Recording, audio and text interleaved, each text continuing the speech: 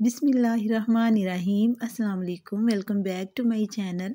आज मैं बनाऊंगी फ़्रेंच फ्राइज़ एक अनोखे अंदाज़ में, एक डिफरेंट तरीके से। आपने पहले तो बहुत ज़्यादा फ़्रेंच फ्राइज़ बनाए होंगे, लेकिन इस रेसिपी से अगर आप फ़्रेंच फ्राइज़ बनाएंगे तो बहुत ही टेस्टी तैयार होंगे। तो सबसे पहले मैंने पोटैटो लिए थे, इनको काट लिया था और इनको मैंने अच्छे से धो लिया। और अब मैं इसमें ऐड कर रही हूँ नमक मैंने इधर हाफ़ टी स्पून ऐड किया है, आप अपने टेस्ट के मुताबिक ऐड कर सकते हैं। और सफ़ेद मिर्च मैंने ऐड की है इसमें हाफ़ टेबल स्पून।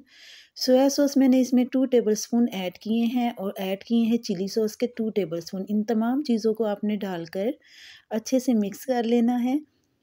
इससे इसका फ्लेवर, इसका जायका और भी ज़्यादा बढ़ जाएगा अगर आप इसी तरह से इसको हल करेंगे। इसी तरह से आपने इसको रेडी करना है। तो एक बाउल लेंगे, उसमें हम डालेंगे बेसन। अगर आपके पास बेसन नहीं है तो कोई मसला नहीं है, आप इसको स्किप कर सकते हैं।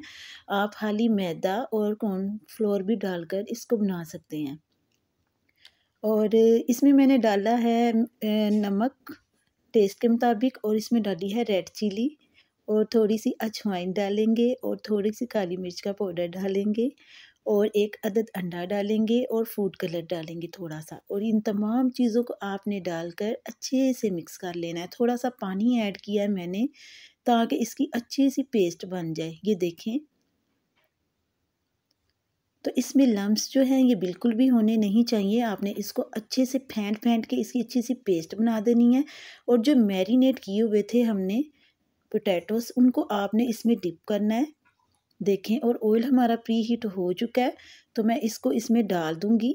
ये देखें, ये बहुत ही टेस्टी तैयार हुए थे। आपने इसको ज़रूर ट्राई करना है और मुझे कमेंट में बताना है कि अगर आपने इसको ट्राई किया है तो वीडियो आपको कैसी लगी, कैसी रेसिपी बनी आपकी। और इधर भी मैं आपको याद दिला दूँ, अगर आपको वीडियो अच्छी लग रही है तो प्लीज़ वीडियो को लाइक कर दिया करें और चैनल को सब्सक्राइब भी करें। तो देखिए, मैंने इसी तरह से तमाम जो फ्राइज़ है ये रेडी कर लिए थे और इसको डिश आउट कर लिया है। और अगर आपको वीडियो पसंद आ रही है तो लाइक शेयर लाजमी कीजिएगा। तो अब इजाज़त दीजिए, अल्लाह हाफिज़।